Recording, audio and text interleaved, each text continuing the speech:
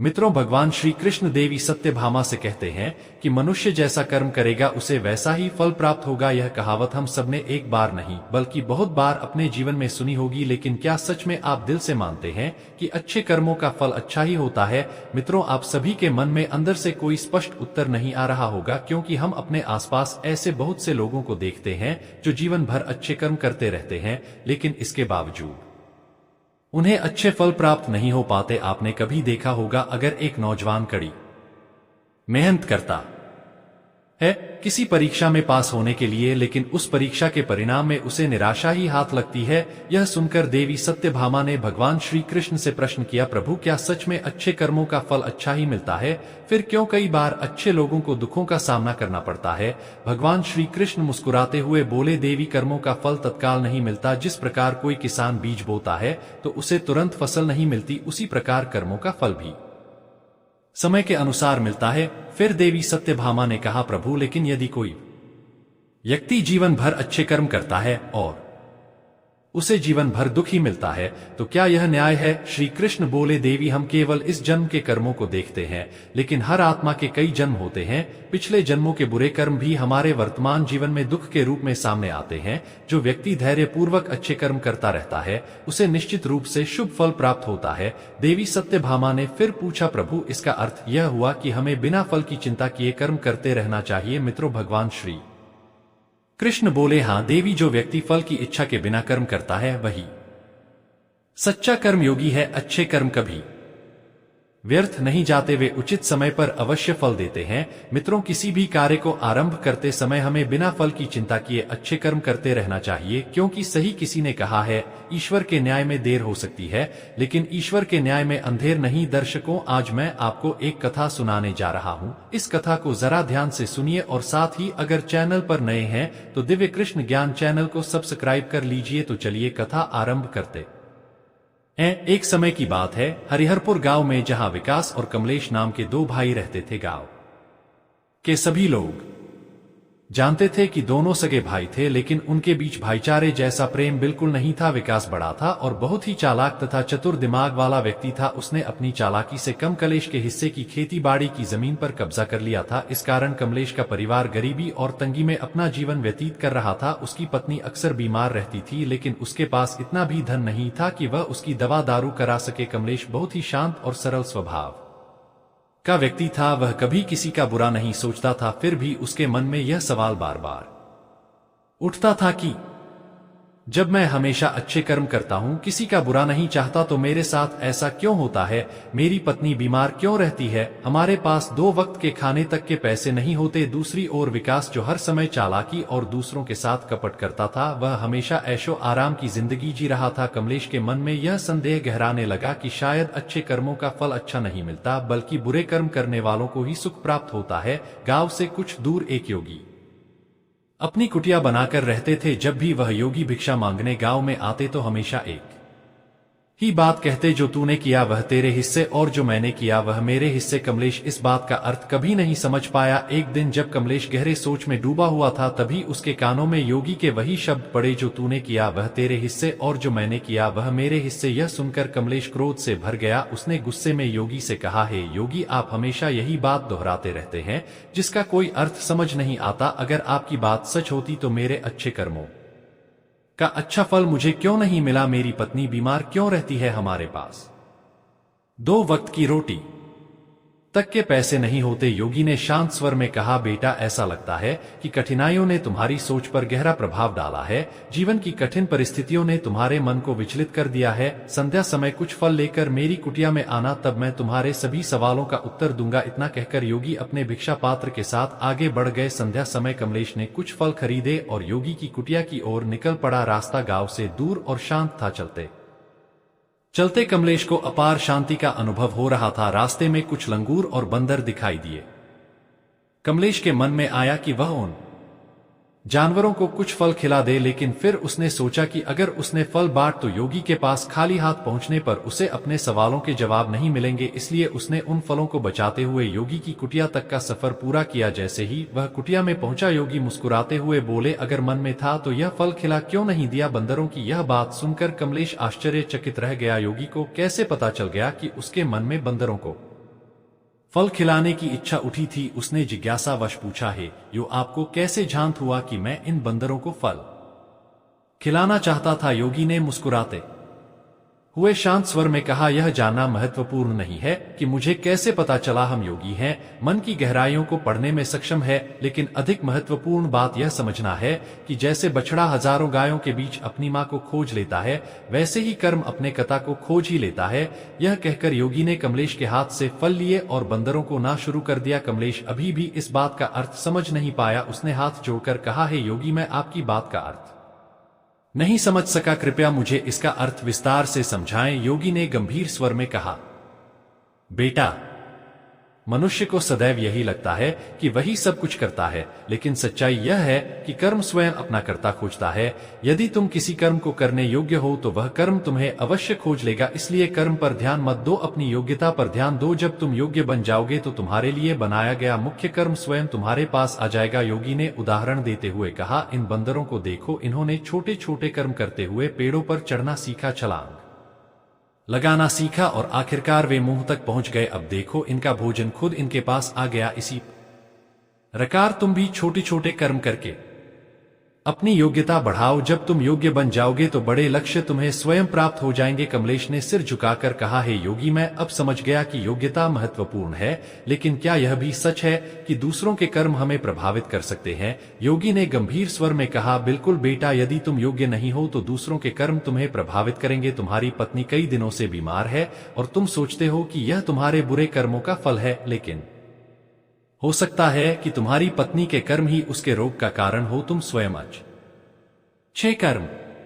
कर रहे हो, परंतु उसकी पीड़ा के कारण तुम भी दुख सहन कर रहे हो। यदि तुम योग्य होते तो तुम स्वयं उसका इलाज करवा सकते थे। यदि तुम योग्य होते तो तुम्हारा विवाह किसी स्वस्थ स्त्री से भी हो सकता था। इसलिए योग्य बनो ताकि दूसरों के कर्म तुम्हें प्रभावित ना कर सके। कमलेश ने हाथ जोड़कर कहा, है योगी, कृपया मुझे बताएं कि मैं अपनी योग्यता कैसे बढ़ा सकता हूँ। योगी ने मुस्कुराते हुए कहा, बेटा, योग्यता बढ़ाने के सरल उपाय हैं। पहला उपाय है, कर्म करो और भूल जाओ। जो भी कर्म तुम अपने योग्य बनने के लिए कर रहे हो, उसे करने के बाद उसके फल की चिंता मत करो। यदि तुम फल की चिंता करोगे तो तुम वास्तव में कर्म कर ही नहीं रहे हो। यही पीड़ा मनुष्य को सबसे अधिक दुख पहुंचाती है। कमलेश ने पूछा, है योगी, हम अपना आकलन कैसे कर सकते हैं? योगी ने कहा, अपना आकलन अपने कर्मों से करो, दूसरों की प्रशंसा या निंदा से नहीं। अगर तुम प्रतिदिन बेहतर बन रहे हो तो समझो तुम योग्य बन रहे हो। बस अपनी योग्यता को बढ़ाते जाओ और फल की चिंता मत करो। कमलेश ने योगी के चरणों में सिर झुका दिया और मन ही मन सोचने लगा कि सच में योग्यता ही सबसे बड़ी पूंजी है।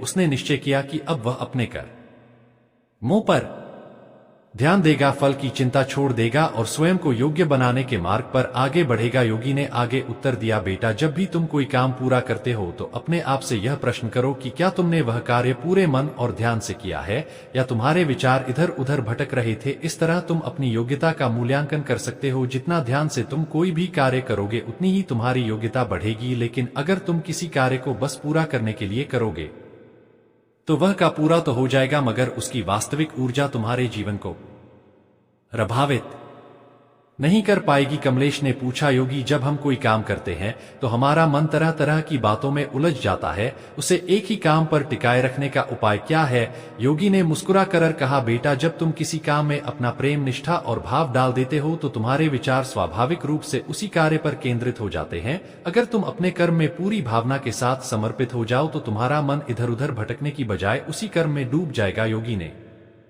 आगे कहा, अगर कोई व्यक्ति इन उपायों का पालन करता है तो वह अपनी योग्यता को बढ़ आ सकता है। एक बार जब तुम योग्य बन जाओगे तो कर्म तुम्हें खुद ढूंढकर अपना लेगा, जैसे बछड़ा हजारों गायों के बीच अपनी मां को पहचान लेता है। कमलेश को इन शब्दों से जीवन का गहरा ज्ञान मिल चुका था। उसने योगी को प्रणाम किया और घर की ओर चल पड़ा। रात हो चुकी थी और रास्ते पर घना अंधेरा छाया हुआ था। एक दिन एक बहुत ही दुखी व्यक्ति योगी के पास आया। उसने कहा, योगी, मैं अपनी जिंदगी से बहुत दुखी हूं। ना तो मैं अपने परिवार को खुश रख पा रहा हूं और ना ही अपने लिए कुछ कर पा रहा हूं। कभी कभी तो मुझे अपनी जिंदगी को खत्म करने का भी ख्याल आता है। कृपया मुझे कोई ऐसा सरल उपाय बताएं जिससे मैं अपने इस बुरे समय से बाहर निकल सकूं। योगी ने मुस्कुराते हुए सामने की पहाड़ी की ओर इशारा किया और कहा, बेटा, उस पहाड़ी पर एक मंदिर है और मंदिर के पास चींटियों का घर है। वे चींटियां मंदिर की जमीन को खोखला कर रही है, जिससे वहां कोई भी पेड़ या घास नहीं उग पाती। तुम 7 दिन तक रोज वहां जाओ और उन चींटियों के घरों को तहस नहस कर दो, लेकिन ध्यान रहे कि कोई भी चींटी मरे नहीं। यह सुनकर युवक को बड़ा अजीब लगा। उसे समझ नहीं आया कि योगी ऐसा क्यों करवा रहे हैं। फिर भी योगी की बात मानते हुए वह अगले दिन से पहाड़ी पर जाना शुरू कर देता है। पहले दिन जब वह वहां पहुंचता है तो देखता है कि चींटियां कतार में चलकर छोटे छोटे अनाज के कणों को अपने घर ले जा रही हैं। यह देखकर उसका मन कमजोर पड़ गया। उसने सोचा कि यह इतनी मेहनत से अपना घर बसा रही है और मैं उनके आशियाने को उजाड़ दूंगा तो उन्हें कितना बुरा लगेगा। लेकिन फिर उसे योगी की बात याद आई और उसने उस घर को तोड़ना शुरू कर दिया। कुछ ही देर में चींटियों में अफरा तफरी मच गई। जो चींटियां कतार में चल रही थी अब इधर उधर भागने लगी। थोड़ी देर में पूरा घर तहस नहस हो गया और सारी चींटियां छिपने के लिए भाग गई। यह सब देखकर कमलेश का मन उदास हो गया। वह पश्चाताप से भरा अपने घर लौट आया। रात में बिस्तर पर लेटे हुए उसने सोचा कि अब उन चींटियों का घर उजड़ चुका है, अब वहां वापस जाने से क्या फायदा। लेकिन फिर उसने अगले दिन वापस जाने का निश्चय किया। सुबह होते ही वह पहाड़ी पर पहुंचा। वहां जाकर देखा कि चींटियों ने फिर से उसी जगह पर अपना घर बना लिया था और अपने खाने पीने का सामान इकट्ठा कर रही थी। उसे देखकर हंसी आई कि यह कितनी मूर्ख है जो उसी जगह फिर से अपना घर बना लिया। लेकिन फिर योगी की बात याद करके उसने दोबारा घर को तोड़ना शुरू कर दिया। इस बार उसने घर पर पानी भी डाल दिया ताकि चींटियां फिर से वहां घर ना बना सके। रात में सोते समय कमलेश के मन में सवाल उठने लगे। उसने सोचा कि शायद योगी कोई सिद्ध पुरुष नहीं है और वह उसे बेवकूफ बना रहे हैं। लेकिन फिर भी उसने अगले दिन जाने का निश्चय किया। तीसरे दिन वह फिर से पहाड़ी पर पहुंचा। वहां देखकर वह खुश हो गया कि उस जगह पर कोई घर नहीं था। उसने सोचा कि अब चींटियां कहीं और चली गई है। लेकिन जैसे ही वह लौटने लगा उसकी नजर थोड़ी दूर बने नए घर पर पड़ी। वह समझ गया कि योगी को पहले से ही पता था कि चींटियां अपना घर बदल लेंगी। युवक ने फिर से उस घर को तोड़ना शुरू कर दिया। इस बार उसने सावधानी बरती कि किसी चींटी को नुकसान ना पहुंचे। उसे अधिक समय लगा लेकिन आखिरकार उसने घर को नष्ट कर दिया। दुखी मन से वह घर लौट आया। रात में उसने सोचा कि वह कितना निर्दय है जो इन मासूम जीवों का घर उजाड़ रहा है। लेकिन फिर भी उसने अगले दिन जाने का निश्चय किया। चौथे दिन उसने देखा कि चींटियों ने एक और नया घर बना लिया था और वे पहले से भी अधिक ऊर्जा के साथ काम कर रही थी। यह देखकर कमलेश के मन में सवाल उठा कि आखिर यह चींटियां किस मिट्टी की बनी हुई हैं। मैं इनको बार बार यहां से भगाने की कोशिश कर रहा हूं लेकिन यह फिर वहीं पर अपना घर बना लेती है। क्या इन्हें एहसास नहीं है कि मैं इन्हें यहां कभी भी बसने नहीं दूंगा। यह चींटियां बहुत छोटी हैं मगर फिर भी मुझसे हार नहीं मान रही है। यह देखकर बड़ा ताज्जुब होता है। इस बार गुस्से में आकर उसने उन चींटियों का घर पूरी तरह तहस नहस कर दिया। लेकिन इस बार कुछ चींटियां उसके पैरों तले कुचल गई। जब उसका गुस्सा शांत हुआ और अहंकार खत्म हुआ तो उसने देखा कि उसने अपनी क्रोध में कितनी मासूम जानों को नुकसान पहुंचा दिया। यह देखकर उसका दिल पछतावे से भर गया और वह रोते हुए अपने घर लौट गया। रात में सोते वक्त उसने सोचा, मैं उन चींटियों पर कितने अत्याचार कर चुका हूं, अब और नहीं। अगले दिन वह अपने घर से थोड़ा सा आटा लेकर उस पहाड़ी पर गया। आज उसके दिल में चींटियों के प्रति दया और श्रद्धा का भाव था। वह चींटियों की मदद करना चाहता था। जब वह वहां पहुंचा तो देखा कि चींटियां फिर से नया घर बनाने में जुटी थी। उसने करुणा से उन्हें आटा खिलाया। अगले 3 दिनों तक वह रोज सुबह वहां जाता और चींटियों को अपने हाथों से आटा खिलाता। 7वें दिन वह युवक योगी के पास पहुंचा और हाथ जोड़कर बोला, है योगी जी, मुझे क्षमा करें। मैंने उन चींटियों के घर को बार बार तोड़ने की कोशिश की लेकिन आखिरकार मैं हार गया। मैं जानता हूं कि आपने मुझे जो काम सौंपा था उसे मैं पूरा नहीं कर पाया। अब आप मुझे वह तरीके नहीं बताएंगे जो मुझे मेरे बुरे समय से बाहर निकाल सकते हैं, लेकिन मुझे इसका कोई खेद नहीं है। मुझे लगता है कि मैंने सही किया। कृपया मुझे वापस अपने घर जाने की आज्ञा दे। यह सुनकर योगी मुस्कुराते हुए बोले, अरे बेटा रुको तो सही, पहले जलपान कर लो फिर चले जाना। योगी ने उसे पानी पिलाया और पूछा, तुमने चींटियों का घर क्यों नहीं तोड़ा? वो तो छोटी छोटी है और तुम इतने बड़े हो, फिर भी तुम उन्हें क्यों नहीं हरा पाए? युवक ने सिर झुकाकर कहा, है योगी जी, मैंने उन्हें कई बार नुकसान पहुंचाया लेकिन जिस दिन मैंने गुस्से में उन चींटियों को कुचल दिया उसी दिन मेरे भीतर दया का भाव जाग उठा। मैंने सोचा कि यह छोटी छोटी चींटियां क्या मेरा अहित कर रही है, क्यों मैं इन्हें नुकसान पहुंचा रहा हूं। उसी दिन से मैंने उनकी मदद करनी शुरू कर दी।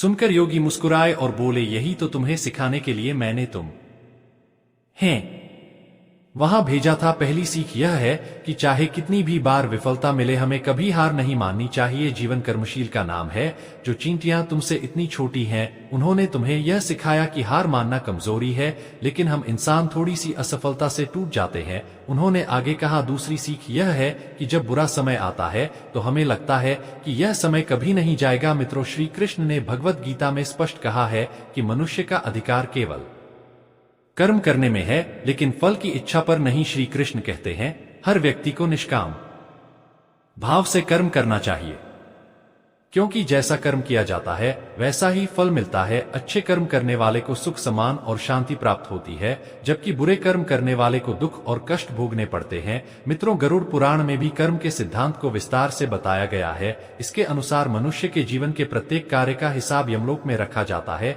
मृत्यु के बाद आत्मा को अपने कर्मों के आधार पर स्वर्ग या नरक में स्थान मिलता है। अच्छे कर्म करने वालों को स्वर्ग का सुख प्राप्त होता है, जबकि पापी को नरक में कठोर दंड भुगतना पड़ता है। गरुड़ पुराण यह भी कहता है कि वर्तमान जीवन में किए गए कर्मों का फल अगले जन्म में भी भोगना पड़ता है। इसलिए मित्रों, श्री कृष्ण और गरुड़ पुराण दोनों ही कर्म के महत्व को दर्शाते हैं और सिखाते हैं कि जैसा कर्म वैसा फल अवश्य मिलता है। मित्रों, अगर यह कथा अच्छी लगी हो तो प्लीज चैनल को सब्सक्राइब करके एक लाइक करें और कमेंट में जय श्री कृष्णा, राधे राधे अवश्य लिखें। धन्यवाद।